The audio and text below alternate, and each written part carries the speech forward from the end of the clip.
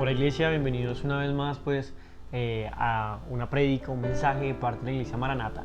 El día de hoy tengo el gusto, tengo el honor de venir a traer una palabra de parte de Dios a cada una de sus vidas y espero que hoy este mensaje pueda transmitir algo nuevo, pueda transmitir cosas bonitas a cada uno de sus corazones y espero que Dios sea abriendo cada uno de sus sentidos espirituales para que sea Él mismo quien hable a través de mi vida, a través de mi voz. Y el mensaje que Dios me regalaba para este día era una palabra que desde hace mucho tenía en mi cabeza y le he titulado "Pasa de mí esta copa", porque muchos tenemos momentos en nuestras vidas donde decimos: Dios, pasa de mí esta copa, o sea, yo paso, yo no quiero beber esa copa de sufrimiento, yo no quiero pasar por este momento difícil, yo no quiero pasar por este momento angustioso. Y yo creo que a muchos les ha pasado o les está pasando quizás en este momento, que están pasando por un momento difícil, quizás por una crisis financiera, quizás por una enfermedad, quizás por la muerte de algún familiar, quizás por algo que lo acongoja a uno, que mejor dicho lo deja a uno muy triste, y uno dice: no quiero vivir esto, no quiero pasar por esto, quiero que la tierra me trague y no estar viviendo este momento de sufrimiento, este momento difícil. Dios, no quiero, pasa de mí, yo paso la prueba, yo no quiero participar en ella. Y muchas veces encontramos que no es la respuesta que nosotros queremos escuchar. Quizás hay silencio de Dios, quizás pasan muchas cosas. Y por eso quise traer este mensaje, porque esto lo encuentro también en alguien que vivió exactamente lo mismo y dijo estas palabras literalmente, que muchos la conocemos por eso, y fue Jesús antes de ir a la cruz. Fue Jesús antes de ser crucificado, de ser traicionado, de pasar por mucho sufrimiento. Y por eso, cuando yo recordaba este pasaje de la Biblia, cuando yo volvía a escuchar, a leer este mensaje, se me venía a mi mente todo lo que Jesús tuvo que atravesar, y es algo que también nosotros tenemos que atravesar muchas veces, que es en ese Getsemaní, en ese monte de los olivos, donde Jesús la pasó un poco difícil. Entonces, antes de continuar con este mensaje, quiero que dejemos esta palabra en las manos de Dios, que no sea yo, sino que sea el mismo Dios hablando a través de mi vida a cada uno de sus corazones. Entonces, allá donde está, cierre sus ojos y dígale a Dios: Padre, gracias por este día, gracias porque me permites hoy estar una vez más escuchando tu palabra, porque hoy tengo, Señor, quizás la vida, tengo mis sentidos espirituales, o tengo mis sentidos físicos más bien, tengo mis oídos, tengo mi vista para ver este mensaje, para escuchar este mensaje de parte tuya, y por eso te pido que seas tú, Señor, hablándome hoy a través de tu palabra, que seas hoy hablándome a través de Felipe, que no sea él, sino que seas tú mismo hablando a cada uno de nuestros corazones, Señor.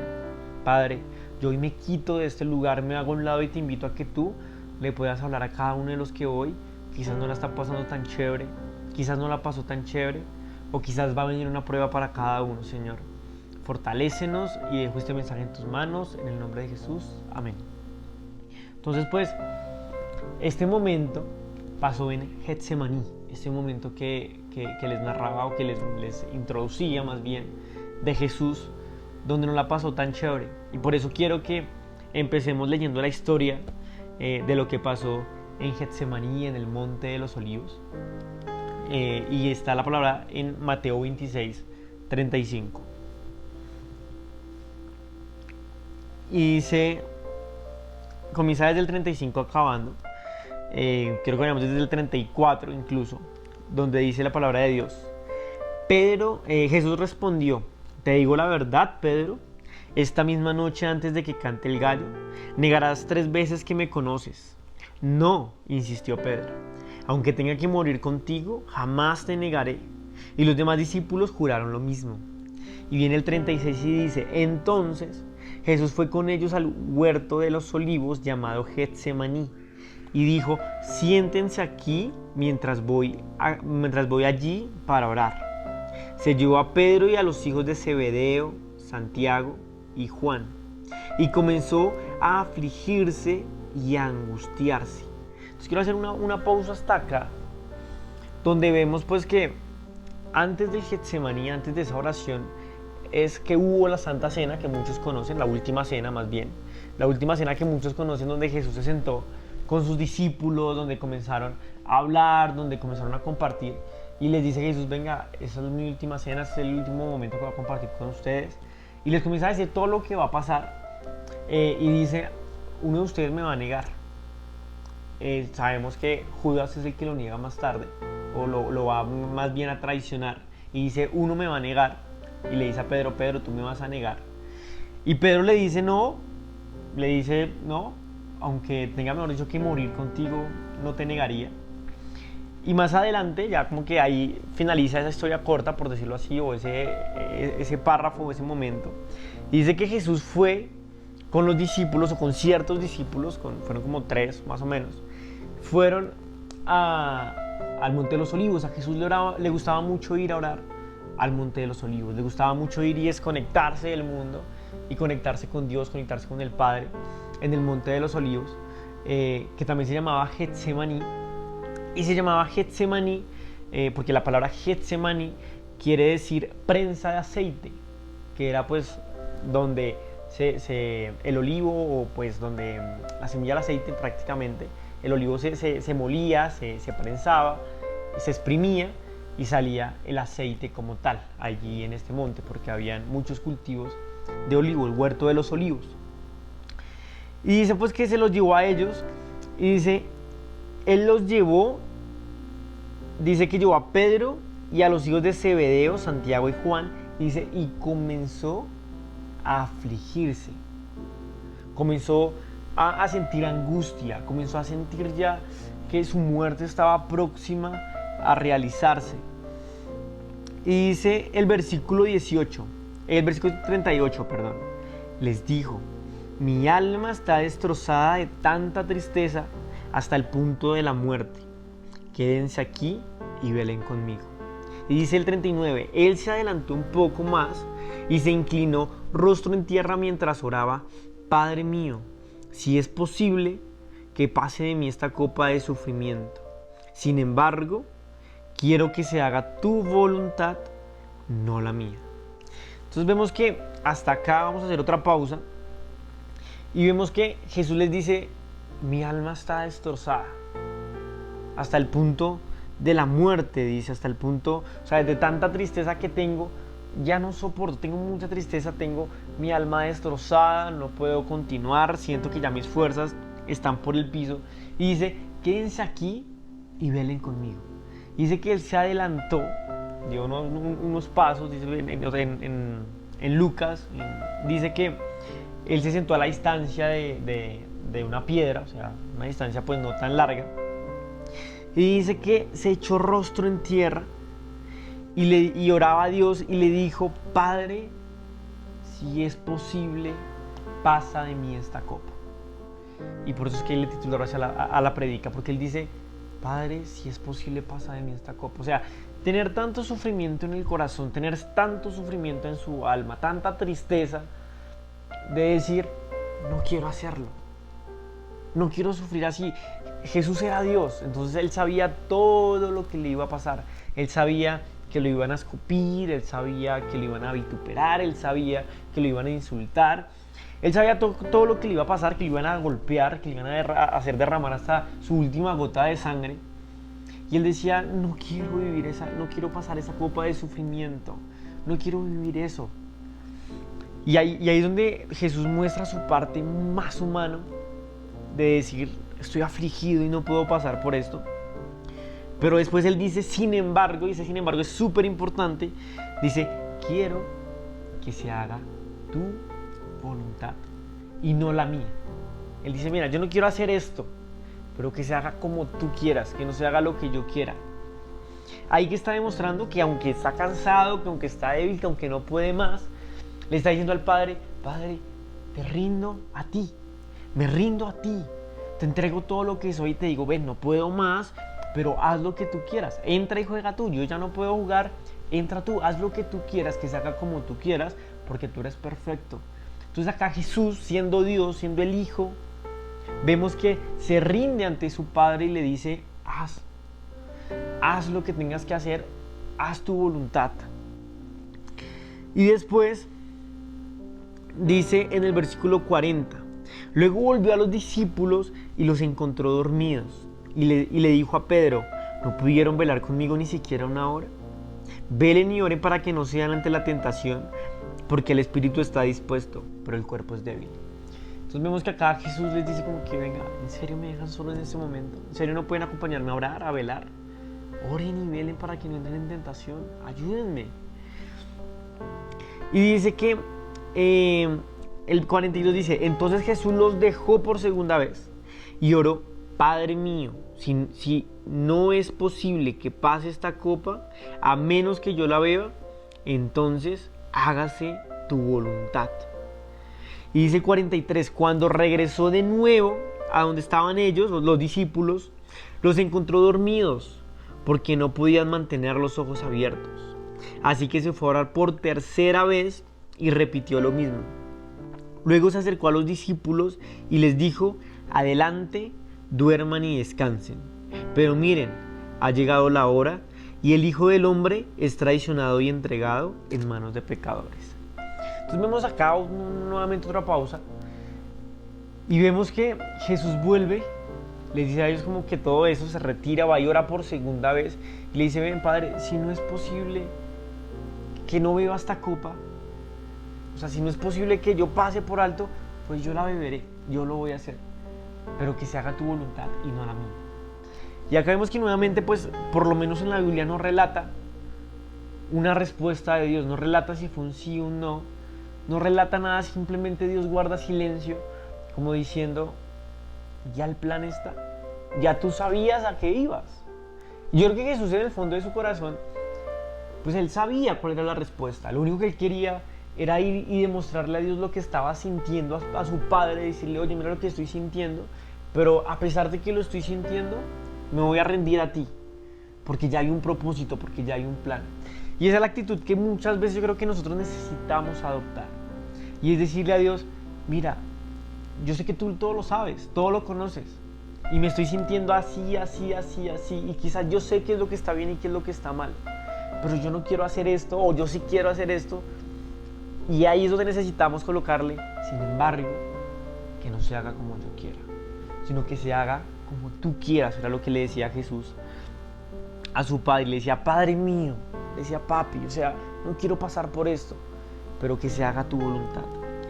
Sin embargo, vuelve y regresa y los encuentra nuevamente dormidos. Dice que no podían mantener sus ojos abiertos, también estaban cansados, fatigados y en la carne de alguna forma. Dice que se retiró por tercera vez y oró exactamente lo mismo y volvió, y cuando volvió les dijo, ya, duerman y descansen, ya, duerman. Sin embargo, pues ya la hora ha llegado y ya se van a acercar y ya me van a traicionar. Entonces vemos que acá Jesús estaba quizás, yo creo que muy angustiado, quizás no, de seguro estaba muy angustiado, se lo relató a sus discípulos. Vemos que fue a orar 3 veces por exactamente lo mismo. Y yo creo que muchos hemos estado ahí en esa posición, o estamos en esa posición, donde tenemos una copa de sufrimiento, donde necesitamos beber de algo, donde estamos quizás en la puerta de algo que tiene que ser muy difícil para nuestras vidas. Y no queremos beber de eso. Decimos, Dios, yo no quiero beber esto. Tengo tanto sufrimiento. Y Jesús estaba en esto y en esos momentos donde le oramos y le oramos y le oramos a Dios por lo mismo y por lo mismo y por lo mismo. Y a veces lo necesitamos hacer para descansar en Él, pero también porque no tenemos dónde más ir y decirle, oye Dios, porfa, ayúdame. Y otra vez sentimos, Dios, mira, vuelvo y te rindo. Y yo creo que esa oración de Jesús era como que Él se rendía ante su papá, pero quizás cuando volvía, venían los pensamientos, venía otra vez todos los dardos, venía otra vez como el saber lo que iba a pasar, el sufrimiento. Y el que hacía, volvía y decía como que, oye, me estoy otra vez como que tengo mucho sufrimiento otra vez, tengo mucho miedo, pues vuelvo y lo descargo donde mi padre. Y fue así por 3 veces diciendo, Dios, te descargo todo lo que tengo, te descargo mi sufrimiento. Y por eso es que ya cuando, yo creo que ya la tercera vez ya le hice todo a Dios nuevamente. Y ya ven, dice, listo, ya el momento llegó. Claramente la voluntad de Dios es que yo tengo que hacer esto. Y dice que, ya él dice, pues levántense, vamos, miren, el que me traiciona ya está aquí. Dice el versículo 46, levántense, vamos, miren, el que me traiciona ya está aquí. Y ahí quiero que hagamos la pausa, y es que ahí ya llegó Judas a traicionarlo, ahí ya llegó Judas a entregarlo. Entonces no quiero imaginar la cantidad de cosas tan difíciles que Dios tuvo, o Jesús más bien, tuvo que vivir ahí en cascada, una detrás de otra, sufriendo, quizás mirando a la persona que lo iba a entregar, la duda se apoderó de él, quizás muchas cosas, pero él siempre iba y lo entregaba en manos de Dios. Quiero que sigamos leyendo pues la parte de la historia. Dice el versículo 47, mientras Jesús hablaba, llegó Judas, uno de los 12 discípulos, junto con una multitud de hombres armados con espadas y palos. Los habían enviado los principales sacerdotes y los ancianos del pueblo. El traidor Judas había acordado con ellos una señal. Sabrán a cuál arrestar cuando lo salude con un beso. Entonces Judas fue directamente a Jesús. Saludos, rabí, exclamó y le dio el beso. Y Jesús dijo, amigo mío, adelante, haz lo que viniste a hacer. Entonces los otros agarraron a Jesús y lo arrestaron. Pero uno de los hombres que estaba con Jesús sacó una espada e hirió al esclavo del sumo sacerdote cortándole una oreja. Guarda tu espada, le dijo Jesús. Los que usan la espada morirán a espada. ¿No te das cuenta de que yo podría pedirle a mi Padre que enviara miles de ángeles para que nos protejan y Él los enviaría de inmediato? Pero si lo hiciera, ¿cómo se cumplirían las escrituras que describen lo que tiene que suceder ahora? Y acá me gusta hasta acá la porción de la Biblia o este pedazo que está narrando Mateo. Porque dice que llega Judas, lo traiciona con un beso. Jesús tiene una actitud de decirle, adelante amigo. Y le dice amigo, adelante amigo, haz lo que tengas que hacer. Y me gusta porque muchas veces nosotros no somos capaces, y yo creo que Jesús tiene un corazón tan noble de decir, sé lo que estás haciendo, sé lo que haces, pero te perdono en vivo y en directo, te perdono de una vez, te perdono por lo que estás haciendo de alguna forma, haz lo que tienes que hacer, las escrituras se tienen que cumplir. Y ahí Judas no entra en razón quizás de arrepentirse, sino al contrario insiste. Y después saca a Pedro, le corta una oreja a un soldado. Jesús le dice, hey, guarda tu espada. Y le dice, si yo quisiera, podría mandar los ángeles del cielo a que me defendieran, a que vinieran acá e hicieran tal cual lo que van a hacer. Yo lo podría hacer, yo le podría decir a mi Padre que baje y destruya a todos estos hombres.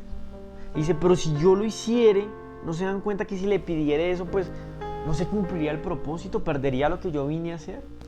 Y yo creo que muy seguramente también esta situación vemos la respuesta de Dios, ¿no? Porque el mismo Jesús ahí lo está diciendo, si Dios me hace pasar de esta copa, si el Padre me hace saltar esto, que no lo haga, pues no voy a cumplir el propósito. Él mismo lo estaba contestando y estaba diciendo, si lo hiciera, ¿cómo se cumplirían las escrituras que describen lo que tiene que suceder? Es decir, tiene que hacerse así, de esta forma. Dice el 55, luego Jesús le dijo a la multitud, ¿acaso soy un peligroso revolucionario para que vengan con espadas y palos para arrestarme? ¿Por qué no me arrestan en el templo?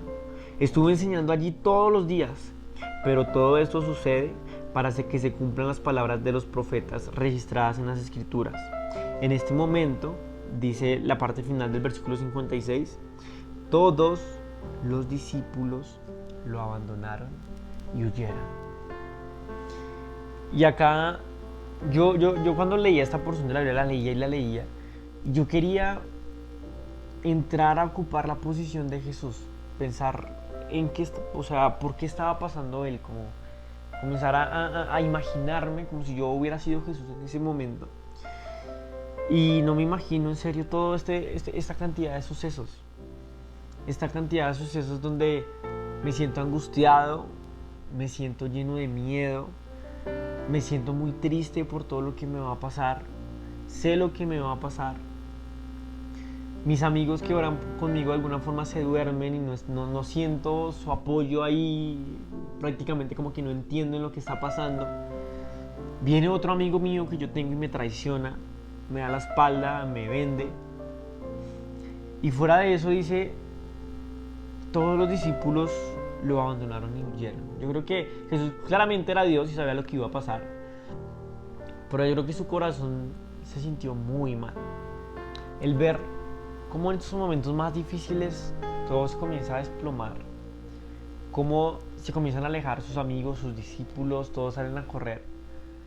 Y él dice como que, bueno, ya estoy solo y tengo que hacerlo. Sabía que su padre estaba ahí y le continúan pasando momentos muy difíciles. Y sin duda es que por eso es que Jesús nos entiende a cada uno de nosotros. Más tarde, dice que en el concilio, como ya muchos conocen la historia y lo ven en videos, en películas, lo han escuchado en la iglesia, la historia de la crucifixión de Jesús, muchos conocen que después viene Pilato, se lava las manos, lo cambian por Barrabás, por un asesino, lo cambian, sueltan a Barrabás y la multitud comienza a decir, ¡hey! Crucifiquen a Jesús, crucifíquenlo. Y todos comienzan a decir esto, lo escupían, le hacían mucho daño, también dice que lo azotaban. Entonces pues acá es donde ya comienza esa película de terror para Jesús, donde ya no ve un rostro que lo mire con amor quizás, sino donde solamente ve maldad, ve suciedad, ve golpes, ve violencia, donde comienza a llenarse, yo creo que de más tristeza aún saber que ya estaba pasando lo que él sabía que iba a pasar de alguna forma. Lo cambian por, como decía, por un asesino. Comienza a pasar todo esto, le comienzan a burlarse de él, a decirle, ay, rey de los judíos, ¿no que tú te podías salvar a ti mismo? Ay, rey de los judíos, mira, le ponen una corona de espinos y comienza ahí ese vía crucis hasta el punto de ya llegar a la crucifixión. Y en el momento en que él iba, él decía una y otra vez, Padre, perdónanos porque no saben lo que hacen. Perdónanos porque no saben lo que está pasando en este momento, porque no saben a quién están crucificando, a quién están golpeando. Y sigue andando, y cuando llega a la cruz y es colgado en el madero, derrama hasta su última sangre y gota de sangre. Y hay algo también que pasa justo al final, antes de que Jesús muera, y es que Jesús hace una oración y le dice al Padre, Padre, ¿por qué me has abandonado? Es el único momento donde Jesús, yo creo que, o sea, ni siquiera cuando oraba en el Getsemaní, dice, Padre, ¿por qué me has abandonado? Y no es que el Padre lo haya abandonado porque se olvidó de él y le dio la espalda, sino porque Jesús cargó el pecado de todos. Él se hizo maldición por todos nuestros pecados. Allá llegaron. Pues cuando llegan allá, Jesús tiene tanto pecado que pierde comunión con el Padre. El pecado no deja que tenga comunión el Padre con el Hijo. Y ahí yo creo que Jesús siente mucha tristeza. O sea, ya el sentirse lejos de su papá, lejos, estar ahora sí literalmente solo. Y dice que él grita fuertemente y muere. Y hasta ahí la historia es aterradora. Y yo digo, wow, qué difícil lo que tuvo que pasar Jesús. Y por eso es que en ese pasa de mí esta copa, quiero que todos traigamos nuevamente y vengamos a aplicarlo a nuestras vidas. ¿A cuántas veces nosotros hemos tenido que decirle a Dios también, pasa de mí esta copa? Y lo que les decía ahorita, no sé si hay dificultades económicas, no sé si de pronto Dios está tratando el orgullo contigo, no sé si de pronto necesitas vencer miedos, no sé si la enfermedad que estás pasando, la cárcel o el problema que tienes con la ley, con las autoridades, las deudas, la muerte de un familiar, de un amigo, o el sufrimiento que puedas estar atravesando. Quizás tú dices, nadie me puede entender, nadie se ha sentido tan traicionado como yo me he sentido, puedes decir tú. Nadie me puede entender, nadie. Pero con lo que te acabo de leer, hay alguien que sí te entiende. Hay alguien que sí pasó por eso. Hay alguien que sintió muchísima tristeza. Hay alguien que prácticamente sudó gotas de sangre del miedo tan grande que tenía. Hay alguien que se sintió solo, que se sintió traicionado por sus amigos. Hay alguien que sintió que todo el mundo lo odiaba. Hay alguien que se sintió así y hoy te dice, yo sí te puedo entender. Yo sé por lo que tú estás pasando. Yo sí he estado ahí en esa posición. Pero tranquilo porque yo estoy aquí. Yo te entiendo y te voy a ayudar. Y a veces puede que tú estés pasando ese Getsemaní. Estés pasando ese Getsemaní que significa prensa de aceite. Y esa prensa de aceite es quizás en ese monte de los olivos, es en ese Getsemaní donde Dios tiene que sacar lo mejor de nosotros. En la prensa de aceite es donde se oprime la semilla que saca el olivo, que saca el árbol de olivo, esa semilla. Hay que oprimirla y espicharla, pero de alguna forma hasta que salga el aceite virgen, que es el aceite que se usa para muchísimas cosas sutiles. Y quizás en ese Getsemaní fue donde el Padre sacó lo mejor de su Hijo, donde utilizó a su Hijo para derramar todo para podernos salvar a nosotros, donde el propósito era mucho más grande que simplemente una cruz. Y entonces en lo que tú estás pasando en ese Getsemaní es porque Dios quiere sacar lo mejor de ti, es porque Dios tiene un propósito para lo que estás pasando. Y yo he aprendido que Dios siempre tiene un propósito, que a Dios nada se le escapa. A Dios no es que, ay, se enfermó mi hijo, ay, se murió fulanito. A Dios no se le escapa. Todo lo tiene bajo control. Él nos conoce desde que nacemos hasta que morimos. Y Él sabe cada cosa que va a pasar en nuestras vidas. Y por eso es que no necesitamos tener confianza en Dios, tener la paz que sobrepasa todo entendimiento, que solamente el Padre nos puede dar. Por eso quiero también que vayamos allá, Hebreos 4, 14 y 16.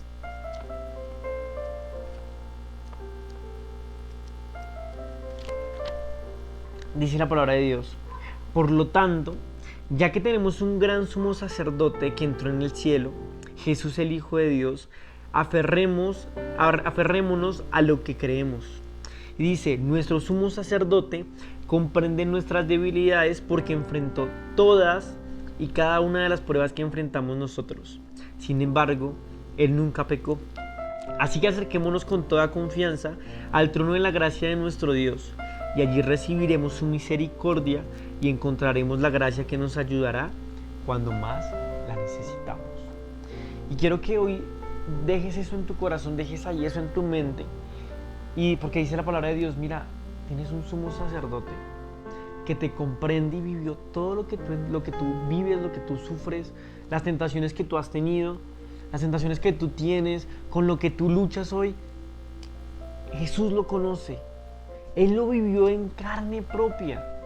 Él lo vivió ahí. Pero dice, así que acerquémonos con toda confianza en el trono de la gracia y allí recibiremos su misericordia, allí recibiremos la gracia, el perdón de Dios, y dice que nos ayudará cuando más lo necesitemos. Quizás ese sea el momento donde tú más necesitas de alguien, necesitas más de un amigo, necesitas más de una voz que te diga, hey, tú puedes, ánimo. Pues acá está Dios diciéndote eso, diciéndote, acércate a mí. Mira, los amigos te traicionan. Mira, tú puedes ser traicionado por el que sea, pero Dios nunca te va a defraudar. Dios nunca te va a abandonar. Y hay algo que yo digo, si nosotros tuviéramos el poder para salvar a nuestros hijos o a los hijos de una situación difícil, muchos lo harían. Si yo fuera padre y tuviera un hijo, yo creo que yo haría lo que fuera por salvarle la vida, por hacer mejor dicho, hasta lo imposible por salvarlo. Y Dios lo podía hacer.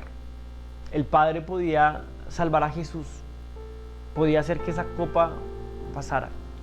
Pero si lo hacía, como dijo el mismo Jesús, hubiese dañado el propósito, hubiese dañado el plan, hubiese interrumpido lo que Él quería, y era darnos el perdón y la salvación a cada uno de nosotros. Y ahí es donde entendemos que Dios nos ama a nosotros muchísimo más, o nos amó más que a Cristo, nos amó mucho más que a su propio Hijo, porque no escatimó a su propio Hijo, sino que lo entregó para dar la vida por el perdón de todos nosotros. Y creo que no lo haría cualquiera. O sea, no lo haría cualquiera. ¿Quién de ustedes pondría la vida de sus hijos para salvar la vida de un pecador, para salvar la vida de un asesino, para salvar la vida de un mentiroso, para salvar la vida de un pecador, de un fornicario, de un adúltero? ¿Quién lo haría? Nadie. Nadie lo haría, pues Dios lo hizo, el Padre lo hizo, entregó a su propio Hijo, es decir, que no escatimó a su Hijo. No dijo lo amo más a Él, sino que dijo los amo más a todos ustedes. Y porque los amo más a todos ustedes, incluyéndote a ti que me estás escuchando, es que entrego mi vida, o entrego la vida de mi Hijo por el perdón de tus pecados. Y ahí es donde aparece algo que es mucho más fuerte que todo, que es el amor inagotable de Dios para nosotros siempre. Y en Filipenses 2, 5 a 10 hace un resumen pequeño y dice: tengan la misma actitud que tuvo Cristo Jesús. Aunque era Dios, no consideró que el ser igual a Dios fuera algo a lo cual aferrarse.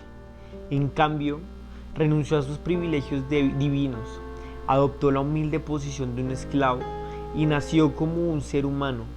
Cuando apareció en forma de hombre, se humilló a sí mismo en obediencia a Dios y murió en una cruz como morían los criminales. Por lo tanto, Dios lo elevó al lugar de máximo honor y le dio el nombre que está por encima de todos los demás nombres, para que ante el nombre de Jesús se doble toda rodilla en el cielo y en la tierra y debajo de la tierra, y toda lengua confiese que Jesucristo es el Señor, para la gloria de Dios Padre. Y vemos acá, en esta porción de la Biblia, que hace un resumen de todo lo que hizo Jesús. Y dice, tengamos esa misma actitud. Dice, Él no consideró ni se aferró a la posición que tenía ya de hijo, sino que soltó esa posición, se vino a la tierra, se humilló a sí mismo. ¿Para qué? Para morir y para ser obediente a su Padre, y dice, y dar la vida al rescate por muchos, y para que toda lengua confiese que Jesucristo es el Señor. Entonces vemos que aquí lo que pasó Jesús en el Getsemaní simplemente era un momento de transición, y tuvo que pasar un momento de prueba, un momento de angustia, pero tan solo era la transición. ¿Para qué? Para hacer el propósito que era aún más grande que eso, que era aún más grande que Él, que era aún más grande que ese mínimo dolor, que ese mínimo sufrimiento, y era para dar la vida al rescate por todos nosotros.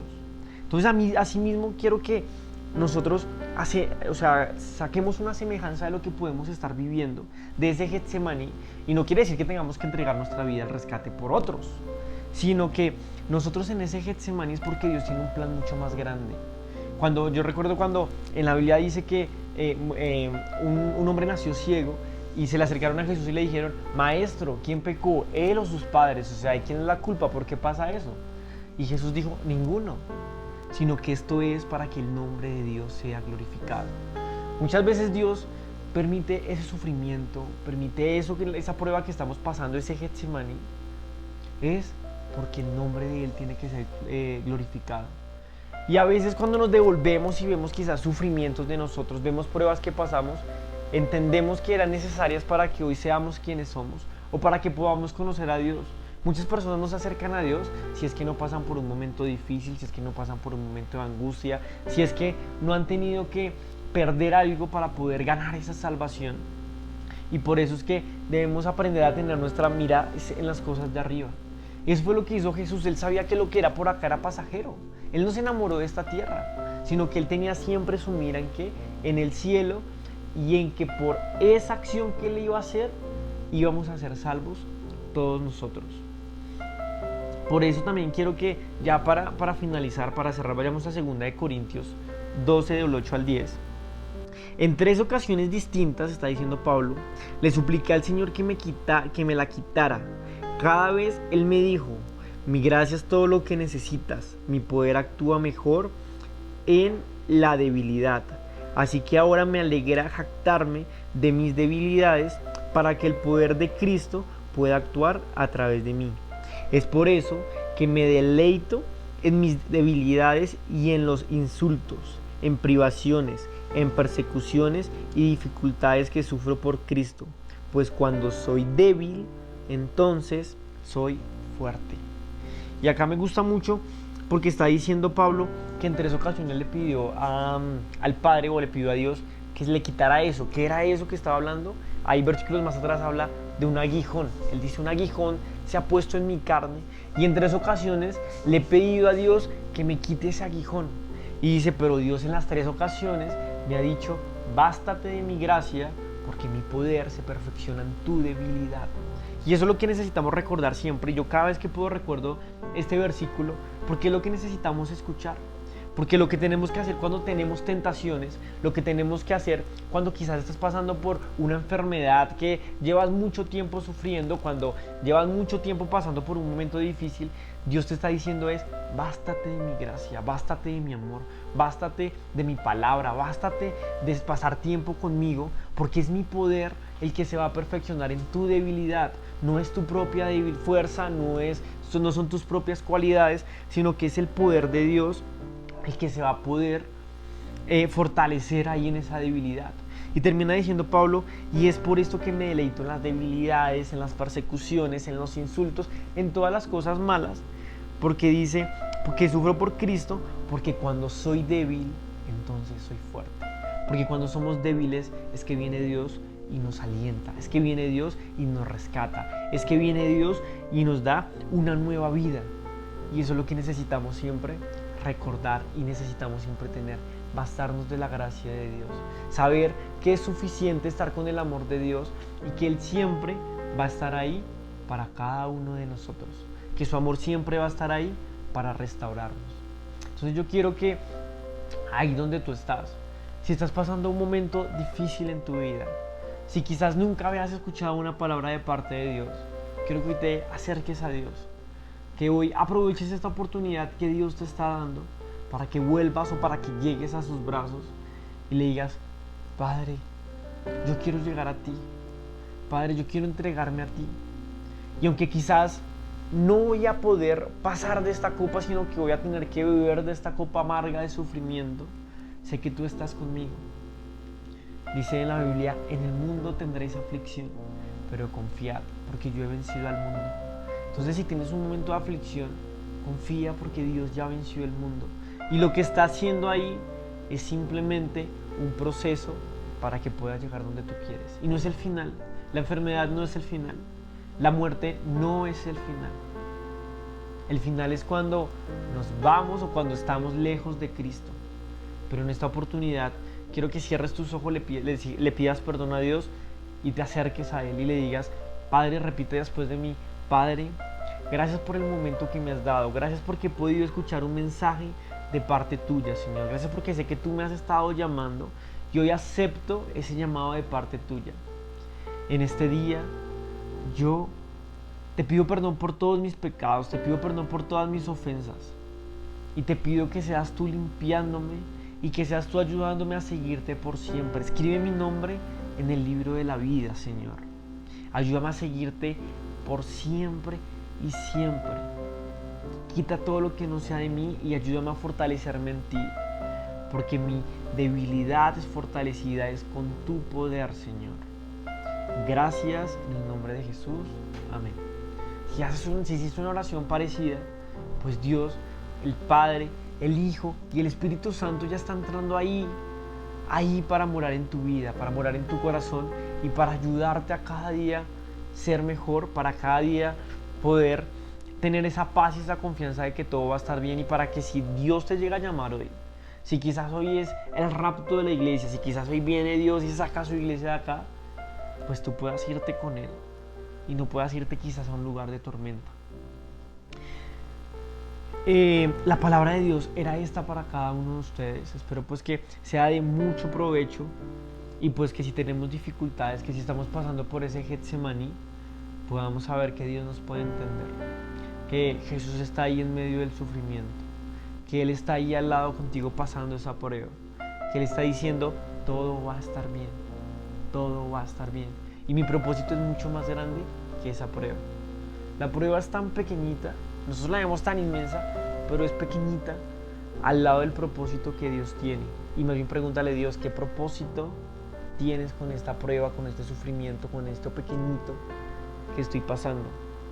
Porque a nosotros pues hace poco tiempo nos pasó con nuestra hermanita, donde tuvimos que beber de esa copa de sufrimiento, pero Dios sabe por qué permitió eso y qué propósito hay más allá que aún nosotros ni siquiera puede que alcancemos a entender.